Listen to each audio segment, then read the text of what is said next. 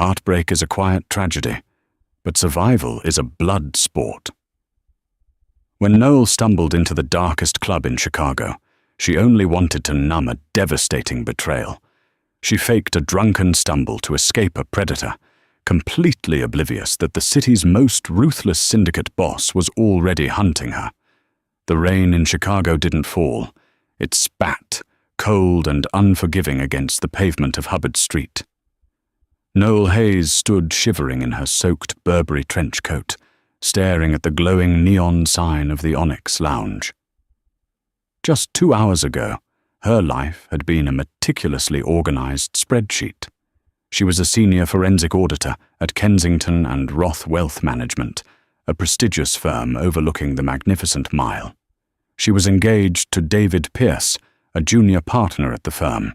They were supposed to be looking at venue options for their wedding at the Drake Hotel tonight. Instead, David had handed her a manila folder across the table at a sterile downtown coffee shop. It wasn't a wedding brochure. It was a termination notice, paired with a draft of an indictment. "I'm sorry, Noel," David had said, his voice dropping to a theatrical, hushed whisper, though his eyes remained completely dead.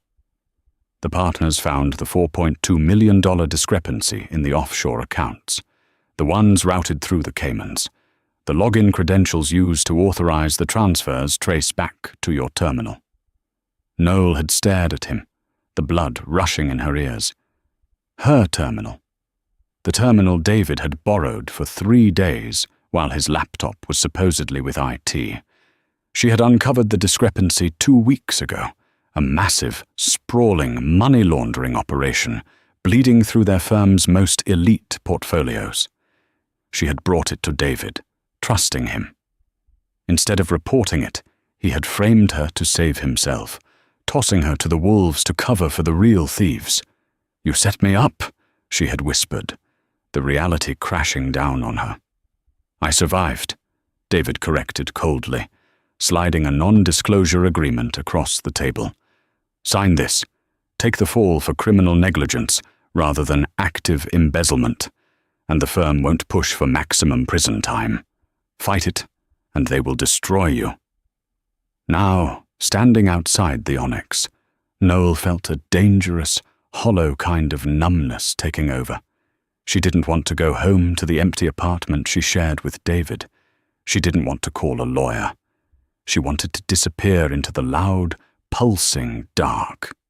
Pushing past the heavy brass doors of the club, she was hit by a wall of sound, heavy, thumping bass, and the suffocating scent of expensive cigars and spilled liquor. The Onyx was strictly VIP, a place where athletes, corrupt politicians, and shadows of the underworld mingled. Noel bypassed the velvet rope only because the bouncer took one look at her ruined designer coat and the absolute devastation on her face, stepping aside with a sympathetic grimace. She took a seat at the furthest end of the mahogany bar. "Macallan 25, neat," she ordered, tossing her platinum credit card onto the counter. If David was going to freeze her accounts by morning, she was going to drain them tonight. She downed the amber liquid in 2 burning gulps. It tasted like smoke and regret. Before she could signal the bartender for a second, a heavy presence slid onto the stool beside her. "A drink like that is meant to be savored, sweetheart," a voice purred. Noel turned her head slightly. It was a man in his late 40s, wearing a tailored Brioni suit that didn't quite hide his expanding waistline. His eyes, glassy and predatory, raked over her wet hair and trembling shoulders. He smelled strongly of gin and expensive cologne. Arthur Sterling, a known fixer for real estate developers in the Gold Coast. Noel recognized him from a profile she'd audited months ago. "I'm not in the mood," Noel said, her voice raspy. "Everyone's in the mood for something," Arthur pressed, leaning in closer, his hand dropping to rest heavily on her thigh. Panic, sharp and icy, pierced through Noel's alcohol-induced fog. She was in no state to fight off a man twice her size in a club known for looking the other way.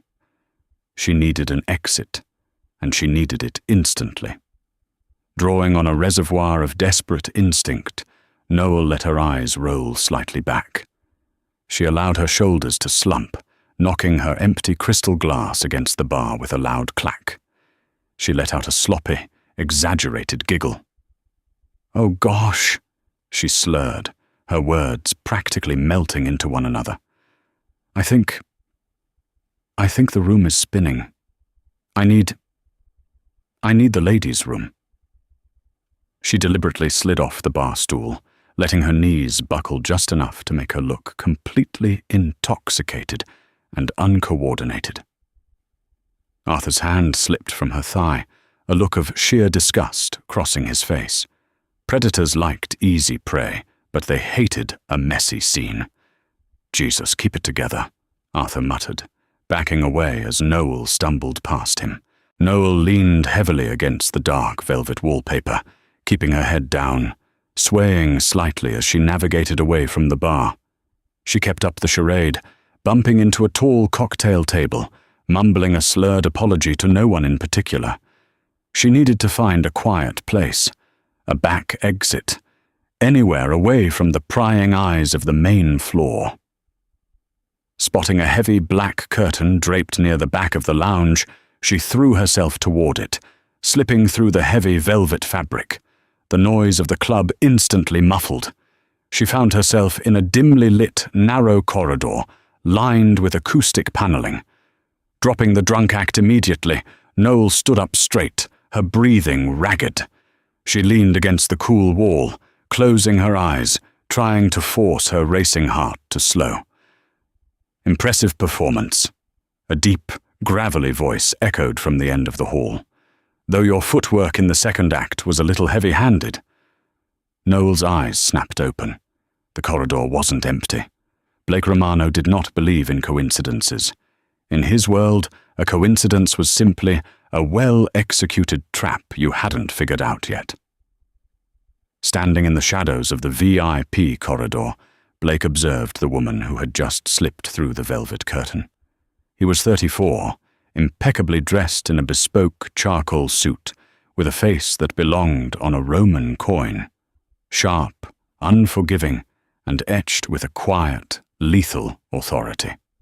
As the head of the Romano syndicate, operating under the legitimate front of Aegis Logistics, Blake controlled the ports, the transit lines, and a vast underground network of Chicago's illicit wealth. For 3 weeks, Blake had been hunting a ghost. $4.2 million of his organization's untraceable cash, intended for a massive land buyout in the South Loop, had vanished during a complex laundering cycle. The money had been routed through a series of shell companies before hitting an offshore account managed by Kensington and Roth. His hackers had finally identified the terminal that initiated the transfer. It belonged to a senior auditor named Noel Hayes. Blake had dispatched his underboss, Leo, to bring Noel in quietly tonight. But before Leo could reach her apartment, Blake, observing the floor of his own club from the mezzanine cameras, saw her walk right through the front doors of the Onyx. He had watched her at the bar. He had watched David Pierce's betrayed fiancée drink a $300 glass of scotch like it was tap water. And he had watched with cold amusement as she flawlessly executed a helpless drunk routine to shake off Arthur Sterling, a man Blake despised. Now, looking at her in the dim light of the corridor, Blake saw the immediate shift in her demeanor. The moment she thought she was alone, the sloppy posture vanished. Her spine straightened, her eyes cleared, and the vulnerable victim morphed back into a sharp, calculating survivor. Noel froze, staring into the shadows where Blake stood. The dim overhead sconce illuminated just enough of his face for her breath to hitch. She didn't know his face from the society pages, but she recognized the aura.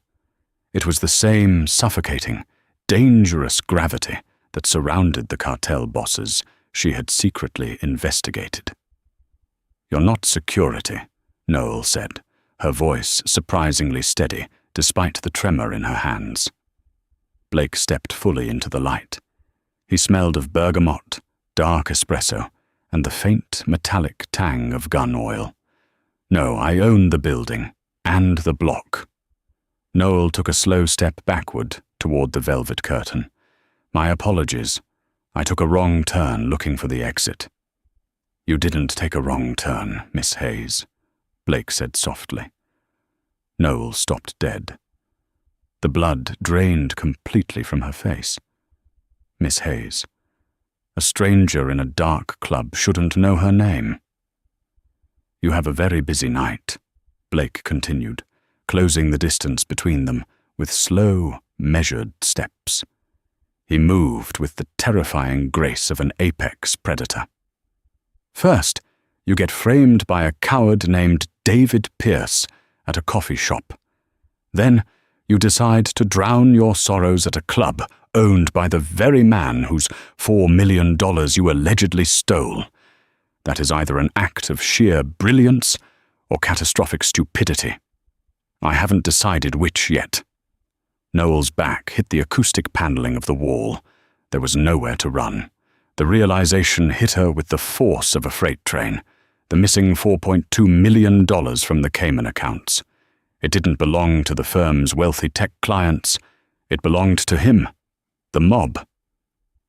"I didn't steal your money," Noel breathed, forcing herself to maintain eye contact with him. Blake's eyes were a piercing, icy grey, offering zero warmth and zero mercy. "David Pierce altered the digital signatures. He used my terminal while my credentials were logged in to wire the funds to an account controlled by the Moretti family," she continued rapidly, knowing her life depended on the next 10 seconds. "Dominic Moretti is buying the South Loop properties out from under you. David is on Moretti's payroll." Blake stopped inches from her. The air between them crackled with lethal tension. He reached out, his large, calloused hand brushing lightly against the wet lapel of her Burberry coat. Noel flinched, but held her ground. "Dominic Moretti," Blake murmured, the name tasting like poison on his tongue. He had suspected a leak, but a corporate stooge like Pierce working for the Italians was a bold play. A compelling story, Noel, but a story without proof is just a dying plea. Blake gripped her arm, not tight enough to bruise, but firm enough to let her know she was now his prisoner. "My office, now. Unless you'd prefer to go back out there with Arthur." Noel let him guide her down the hall to a heavy oak door. He punched a code into a digital keypad, and the door clicked open, revealing a massive, soundproofed office dominated by a black marble desk and floor-to-ceiling windows overlooking the rain-slicked city. Blake released her and walked behind his desk, leaning against the edge, his arms crossed over his chest. "You have exactly 3 minutes to convince me not to hand you over to my men in the basement." Noel swallowed hard. She reached a shaking hand into the deep pocket of her wet trench coat. Blake's eyes narrowed, his hand dropping subtly toward the holster concealed beneath his suit jacket. "I wouldn't," Blake warned, his voice a low rumble. "Relax," Noel said, pulling her hand out. Between her index and middle finger, she held a sleek, silver Kingston USB drive, no larger than a tube of lipstick. "David thinks he scrubbed the servers," Noel said, her voice gaining strength as the adrenaline finally overrode her terror. "He thinks he erased all the metadata, tying the transfers to his personal IP address at his condo. He didn't know I had a shadow script running on the firm's mainframe. I back up everything." She held the USB drive up into the light. "Everything is on here. The IP logs, the encrypted emails between David and Dominic Moretti's capos, and the exact routing numbers for the offshore accounts holding your $4.2 million.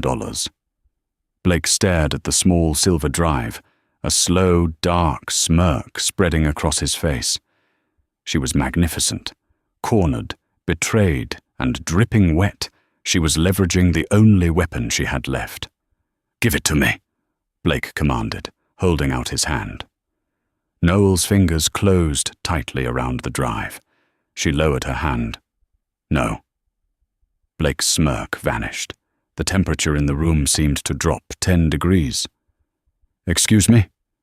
"You heard me," Noel said, her heart hammering violently against her ribs. "If I give this to you, I have nothing. David will still testify that I embezzled the money. The FBI will arrest me by Friday, and I will spend 20 years in a federal penitentiary for a crime I didn't commit." She took a step toward the most dangerous man in Chicago, raising her chin in defiance. "You want your money back? You want the proof to destroy Dominic Moretti and David Pierce?" Blake tilted his head, his eyes burning into hers. "What are your terms, little auditor?" "Protection," Noel demanded, her voice ringing clear in the silent office. "You protect me from David. You protect me from the FBI. You clear my name at Kensington and Roth. You do that, and I will decrypt these files for you. But until I am safe, you don't get a single dime." Blake looked at her for a long, quiet moment. The audacity of this woman, a civilian, a corporate drone, standing in his office and demanding a cartel boss act as her personal bodyguard. Suddenly, a low, dark chuckle rumbled from Blake's chest. It was a terrifying sound. "You're playing a very dangerous game, Noel Hayes," Blake whispered, stepping toward her until she was forced to tilt her head up to meet his gaze. "You're offering to climb into the tiger's cage to escape a pack of wild dogs." "I'd rather deal with the tiger," Noel whispered back. "At least the tiger doesn't pretend to be my friend before it bites." Blake reached out, his thumb gently tracing the line of her jaw. The touch was shockingly soft, a stark contrast to the violence in his eyes. "Deal," Blake murmured. "But understand this, Noel. You belong to me now until this is over. You eat where I tell you, you sleep where I tell you, and you do not leave my sight. You thought David's betrayal was bad? Cross me, and you'll beg for a federal prison." Noel stared back into the abyss of his grey eyes, realizing with a cold certainty that she had just sold her soul to the devil. And the most terrifying part was, she didn't regret it. The view from Blake Romano's penthouse on Lakeshore Drive was nothing short of spectacular, a sweeping, uninterrupted panorama of Lake Michigan and the jagged Chicago skyline. But to Noel, the floor-to-ceiling reinforced glass felt exactly like what it was. A beautiful, impenetrable cage. It had been 36 hours since she had walked out of the Onyx lounge, flanked by Blake and his towering underboss, Leo. True to his terrifying promise, Blake hadn't let her out of his sight. She slept in a sprawling guest suite with a locked door and a guard stationed in the hallway. Her phone had been confiscated, smashed with a hammer by Leo, and replaced with a heavily encrypted burner device that could only contact one number, Blake's. She sat at the massive oak dining table, the silver Kingston USB drive plugged into an air-gapped, untraceable laptop Blake had provided. Her fingers flew across the keyboard, bypassing the secondary firewalls she had built into her own shadow script. Blake stood by the window, a tumbler of black coffee in his hand. He had stripped off his suit jacket and tie, the sleeves of his crisp white shirt rolled up to his forearms, revealing the dark ink of a sprawling, intricate tattoo wrapping around his right wrist. He was a terrifying, captivating distraction. "You're pacing, Romano." Noel didn't look up from the screen. "It's bad for my concentration. And given that my concentration is the only thing standing between you and the loss of $4.2 million, I suggest you sit down." Leo, standing by the elevator banks, let out a low, choked sound that might have been a laugh. Blake shot his underboss a chilling glare before turning his attention back to Noel. Instead of sitting, He closed the distance between them, leaning over the back of her chair. The scent of bergamot and danger enveloped her. "I don't take orders in my own home, little auditor," Blake murmured, his voice a dark velvet rumble right beside her ear. "How much longer?" "I'm in," Noel breathed, hitting the final carriage return.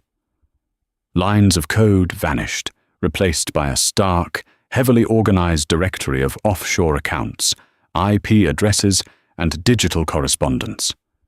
Blake leaned closer, his chest brushing against Noel's shoulder. She suppressed a shiver that had absolutely nothing to do with fear. "Here is the routing data," Noel pointed to the screen. David moved the funds through 3 shell corporations registered in Delaware before dumping them into a numbered account at the Banque Cantonale Vaudoise in Switzerland. But wait. Noel frowned, leaning closer to the monitor. Her trained eyes scanned the transactional metadata. Something was wrong. It was too neat, too perfectly orchestrated. "What is it?" Blake asked, the deadly edge returning to his voice instantly. "David is an idiot," Noel said softly, her mind racing. "He's a mid-level corporate climber. He doesn't have the technical sophistication to build a digital laundering pipeline this complex. He's the fall guy, just like he tried to make me his." Her fingers hammered the keys again, running a deep dive trace on the digital signatures attached to the Swiss account. "He's not just working for Dominic Moretti," Noel said, the blood draining from her face. "Blake, look at this routing protocol. This isn't a cartel signature. This is federal." Blake went perfectly still. "Explain." "The Swiss account isn't controlled by the Italians," Noel pointed to the hidden subdirectories she was forcibly unmasking. "It's a honeypot, a federal sting operation account. David didn't just steal your money to give it to Moretti. He and Moretti are feeding your money directly into an FBI trap. They're building a RICO case. The second you try to hack that account to pull your funds back, or send men to physically intimidate David, you trigger a federal wiretap. They are framing you for domestic terrorism financing." Silence descended on the penthouse, thick and suffocating. Blake stared at the screen, his jaw clenched so tight the muscle ticked dangerously. He had underestimated the Italians. Moretti wasn't just trying to steal his territory, he was trying to bury Blake under the full weight of the United States government. "Leo," Blake said, his voice terrifyingly calm, "get the tactical team ready. We're tearing David Pierce's life apart." "No!" Noel spun around in her chair, grabbing Blake's wrist. The contact shocked them both, but she didn't let go. "If you touch David, you spring the trap. That's exactly what the FBI wants." Blake looked down at her hand on his skin, then up into her eyes. "He signed my death warrant, Noel, and he tried to ruin your life. You want me to let him walk?" "I want you to be smart," Noel countered, her eyes flashing with a fierce, brilliant light. "You don't fight a rigged game by playing their rules. You flip the board." Blake slowly lowered himself into the chair beside her, his gaze locked on hers. The predator was no longer just watching the prey. He was recognizing a partner. "Tell me your play, Noel." "David thinks I'm terrified and on the run. The firm sent me a termination notice. But legally, my corporate credentials aren't revoked until 5 p.m. today, when Human Resources processes the severance." She checked the Rolex on Blake's wrist. It was 1:15 p.m. "I still have backdoor access to the Kensington and Roth mainframe. I can reroute the $4.2 million from the federal honeypot. If you touch that money, the FBI will trace it to you," Blake warned. "Not if I don't take it," Noel smiled, a cold, calculating expression that mirrored Blake's own. "I'm going to bounce the funds directly into Dominic Moretti's legitimate, declared business accounts. And then I'm going to anonymously email the FBI the decryption keys to Moretti's ledgers." Blake's eyes widened slightly, as the sheer, devastating brilliance of her plan washed over him. "You're going to frame the Italians for their own trap. Moretti goes down for federal laundering. The FBI gets their bust. And David..." Noel's voice hardened into ice. "David gets left in the wind, a loose end for the Italians who will think he betrayed them to the feds." Blake reached out, his hand cupping her cheek. The touch was possessive, reverent, and entirely consuming. "You are the most dangerous thing in this city, Noel Hayes." Before Noel could reply, the penthouse's private elevator chimed. Leo's hand flew to the Glock, holstered at his waist. "Boss." Nobody was cleared to come up. The heavy steel doors slid open. Standing in the foyer were 3 men in tactical gear, suppressors threaded onto their submachine guns. They weren't cops. They wore the dark red armbands of the Moretti syndicate. "Get down!" Blake roared, lunging forward. He tackled Noel out of the chair just as the glass of the laptop screen shattered under a hail of suppressed gunfire. Gunfire shattered the elegance of the penthouse, silenced rounds tearing through leather furniture and exploding crystal into glittering shards.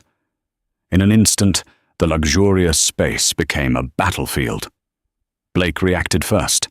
He shoved Noel down behind the heavy dining table, shielding her with his own body. Calm and focused, he drew his weapon as if this chaos were second nature. "Stay down," he ordered. Across the room, Leo fired from behind a marble pillar, dropping one attacker instantly. Blood streaked across the white walls. Blake moved with lethal precision, rolling from cover and firing twice. Another gunman fell. The last survivor turned to flee toward the elevator. "Don't let him escape!" Blake barked. A shot from Leo crippled the man's leg, sending him crashing to the floor. Before he could recover, Blake stepped forward and ended it with a single, cold shot. Silence followed, thick, heavy, broken only by ragged breathing. Noel slowly rose, her hands trembling as she took in the destruction. Just hours ago, her life had been predictable, safe. Now it was gone, replaced by violence and blood. Blake turned to her, expecting panic. Instead, she surprised him. Stepping over shattered glass, Noel picked up a dropped radio and placed it on the table. Her voice was steady, sharp. "They know we're here. David must have traced me. We have less than 3 hours before my access expires. We need another terminal." For a moment, Blake simply stared at her. Then a dark smile spread across his face. "I know a place," he said, "but it's dangerous." Noel met his gaze without hesitation. "So am I." Less than an hour later, they arrived beneath the Kensington and Roth skyscraper. The city loomed above them, unaware of the storm about to break inside. "David's still upstairs," Blake said, loading his weapon. "He thinks you're dead." "Let's fix that," Noel replied. They rode the elevator in silence, tension thick between them. When the doors opened, the executive floor was eerily empty. Through the glass office walls, Noel saw David, panicked, sweating, destroying evidence. She stepped inside. "Having trouble?" she asked coolly. David spun around, shock draining the color from his face.